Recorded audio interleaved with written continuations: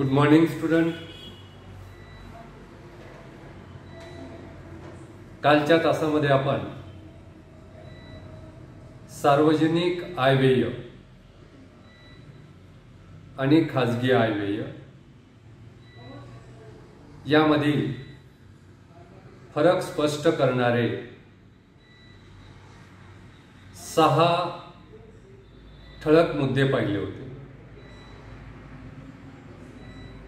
त्यामध्ये पहिला मुद्दा होता उत्पन्न व खर्चाचा मेळ.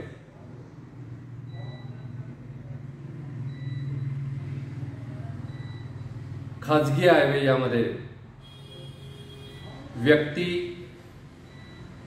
आपले उत्पन्न पाहून खर्च करतो आणि सार्वजनिक आयव्ययामध्ये सरकार अगोदर खर्च करते आणि खर्च पाहून मग तेवढे उत्पन्न मिळविण्याचा प्रयत्न करते. म्हणजे उत्पन्न व खर्चाचा मेळ घालताना व्यक्ती हा अगोदर उत्पन्न आपलं किती आहे ते पाहतो आणि उत्पन्नापेक्षा कमी खर्च करण्याचा प्रयत्न करतो. आणि सार्वजनिक आयव्ययामध्ये अगोदर खर्च केला जातो, नंतर तेवढं उत्पन्न मिळविण्याचा प्रयत्न केला जातो. अशा पद्धतीनं उत्पन्न व खर्चाचा मेळ घालताना खाजगी आयव्यय आणि सार्वजनिक आयव्यय यामध्ये आपल्याला तफावत दिसून येते. त्यानंतर उत्पन्नाच्या साधनातील फरक आपण पाहिला होता. दुसरा फरक जो पाहिला होता तो उत्पन्नाच्या साधनातील फरक. व्यक्तीला उत्पन्न प्राप्त करून देणारी साधने वेगळी असतात आणि सरकारला उत्पन्न प्राप्त करून देणारी साधनं वेगळी असतात. म्हणजे खाजगी उत्पन्नाची साधने भिन्न असतात, तर सार्वजनिक उत्पन्नाची साधने भिन्न असतात. त्यानंतर तिसरा मुद्दा आपण पाहिला होता तो म्हणजे अंदाजपत्रकातील तफावत. अंदाजपत्रकाच्या बाबतीत सुद्धा खाजगी आयव्यय आणि सार्वजनिक आयव्यय यामध्ये तफावत असते. व्यक्ती खाजगी आयव्ययामध्ये अंदाजपत्रक तयार करीत असताना शिल्लकी किंवा संतुलित अंदाजपत्रक तयार करण्याचा प्रयत्न करतो. फार कमी वेळात तुटीचं अंदाजपत्रक व्यक्ती तयार करतो. याउलट सरकार मात्र शिल्लकी किंवा संतुलित अंदाजपत्रक तयार करू शकत नाही. सरकारला जनतेची नाराजी पत्करणं परवडत नाही.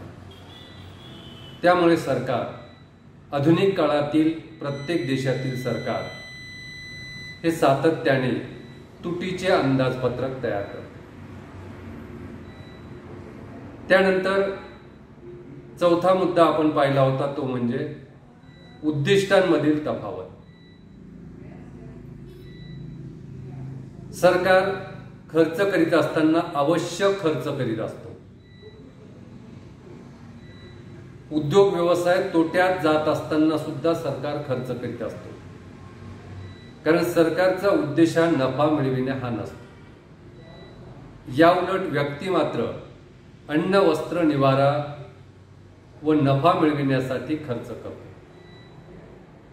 म्हणजे सार्वजनिक आयव्ययाच्या खर्चामध्ये आणि खाजगी आयव्ययाच्या खर्चामध्ये उद्दिष्टांमध्ये सुद्धा तफावत असते. त्यानंतर आपण पाचवा मुद्दा पाहिला होता तो म्हणजे भविष्यकालीन तरतूद. भविष्यकालीन तरतुदीच्या संदर्भात सुद्धा आपण सार्वजनिक आयव्यय आणि खाजगी आयव्यय यामध्ये तफावत असलेली पाहिली. खाजगी आयव्ययामध्ये व्यक्ती वर्तमान स्थितीला जास्त महत्त्व देतो, भविष्याला कमी प्राधान्य देतो. त्यामुळे तो भविष्यकालीन तरतूद फारशी करत नाही. या उलट सरकार मात्र वर्तमान स्थितीबरोबरच भविष्यकालीन स्थितीलाही महत्त्व देतो. त्यामुळे सार्वजनिक आयव्ययामध्ये वर्तमान स्थितीमध्ये गुंतवणुकीला जेवढं प्राधान्य दिलं जातं, खर्चाला जेवढं प्राधान्य दिलं जातं,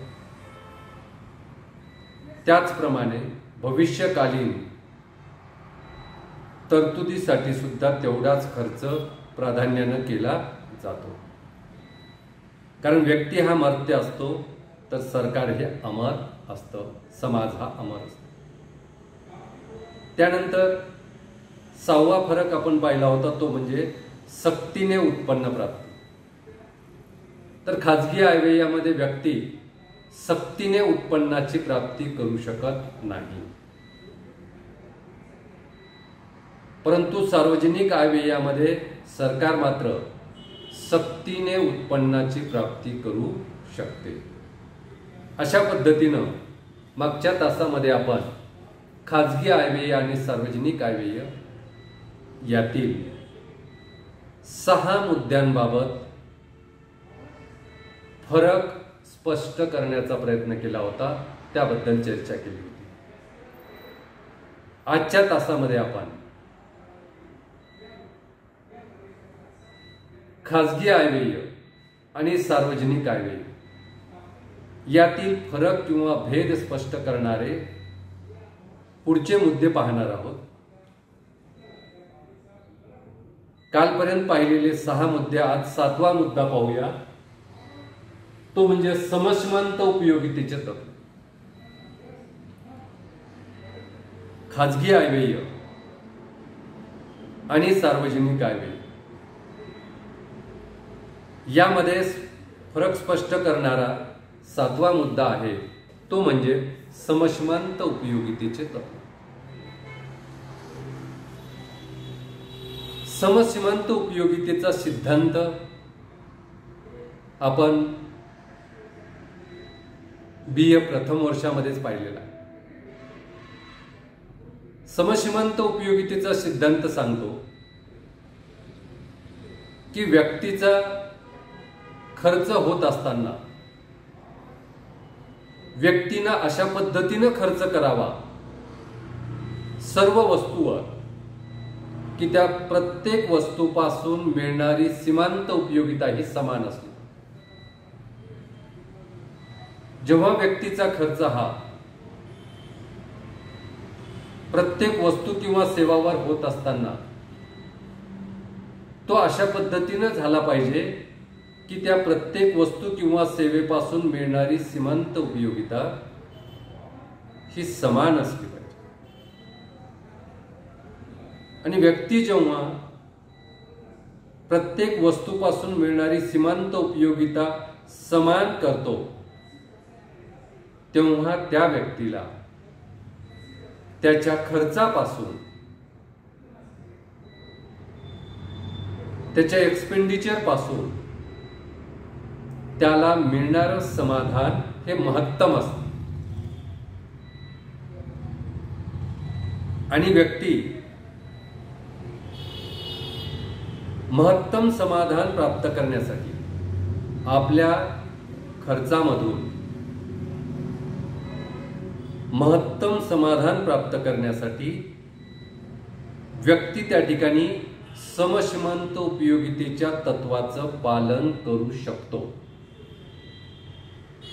म्हणजे व्यक्तीला खाजगी आयव्ययामध्ये महत्तम समाधान प्राप्त करण्यासाठी समसीमांत उपयोगिता तत्वाचं पालन करणे शक्य असते. या उलट सार्वजनिक आयव्ययामध्ये सरकारला मात्र महत्तम सामाजिक लाभ प्राप्त करण्यासाठी समश्रीमंत उपयोगिता तत्वाचं पालन करणे शक्य नसते. कारण सरकारला व्यापक बाबीवर खर्च करावा लागतो, विविध बाबीवर खर्च करावा लागतो. त्यामुळे प्रत्येक बाबीवर झालेल्या खर्चापासून किती उपयोगिता मिळत आहे हे तपासणं शक्य होत नाही. किंवा विविध बाबीवर सरकार खर्च करीत असताना अनेक वेळा त्या खर्चातून लाभ प्राप्त होत नसताना सुद्धा सरकारला खर्च करावा लागतो. म्हणून त्या ठिकाणी सरकारला समश्रीमंत उपयोगिता तत्वाचं पालन करणे शक्य होत नाही. म्हणजे थोडक्यात खाजगी आयव्यय आणि सार्वजनिक आयव्यय यामध्ये समश्रीमंत उपयोगिता तत्वाच्या बाबतीत काय फरक आहे? तर खाजगी आयव्ययामध्ये व्यक्तीला समश्रीमंत उपयोगितेचं तत्व पालन करणं शक्य असते, परंतु सार्वजनिक आयव्ययामध्ये सरकारला समश्रीमंत उपयोगिता तत्व पालन करणं शक्य नसते.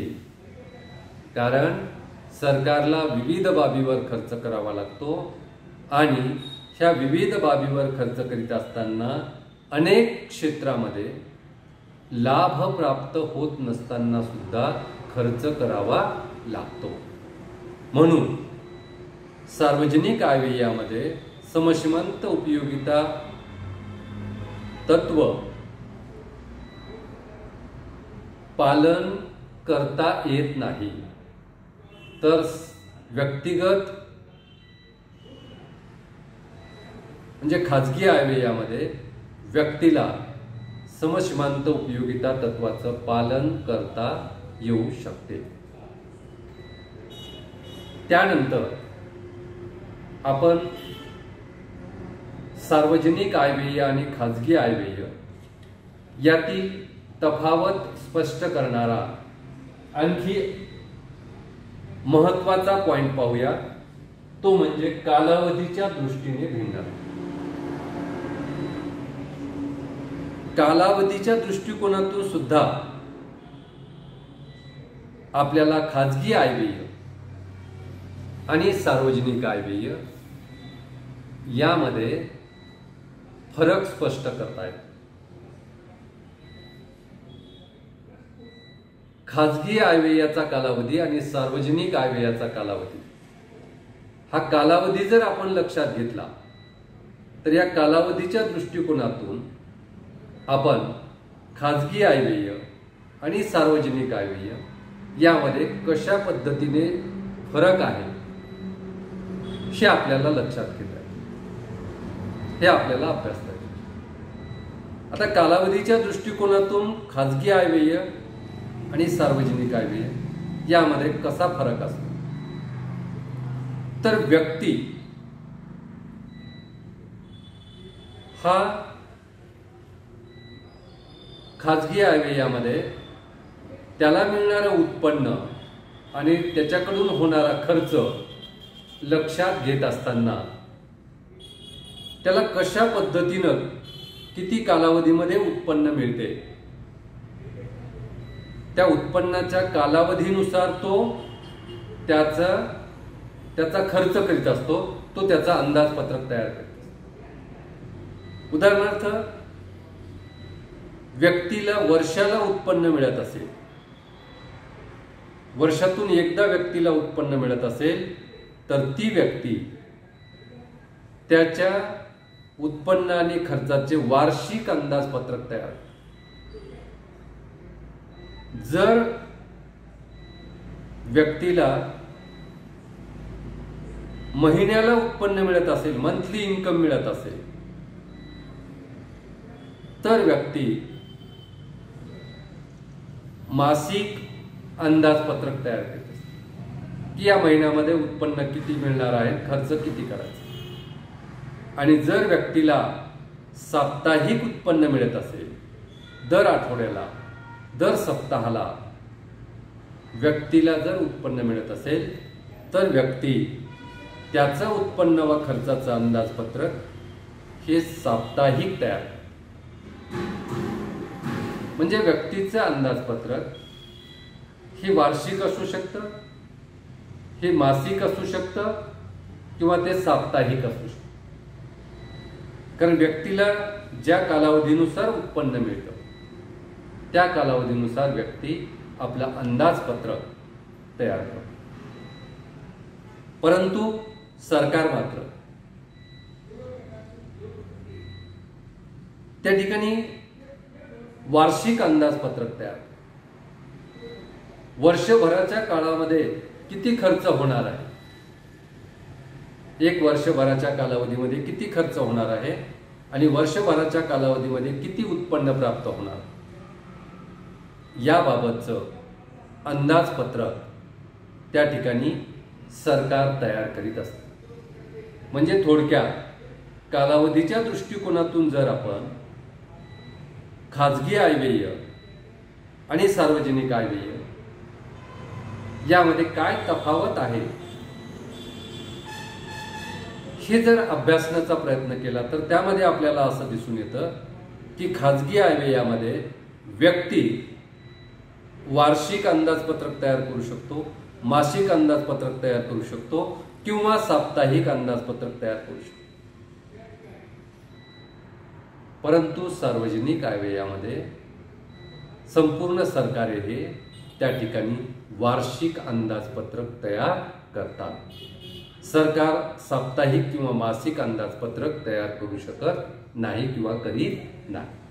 म्हणून या ठिकाणी कालावधीच्या दृष्टिकोनातून आपल्याला किती कालावधीचं अंदाजपत्रक तयार केले जाते खाजगी आयव्ययामध्ये आणि सार्वजनिक आयव्ययामध्ये, यावरून आपल्याला हा फरक सांगता येतो। तर या ठिकाणी विद्यार्थी मित्र हो, आपण थांबूया। सार्वजनिक आयव्यय आणि खाजगी आयव्यय यामधील फरक स्पष्ट करणारे पुढील मुद्दे आपण पुढच्या तासाला पाहूया। धन्यवाद।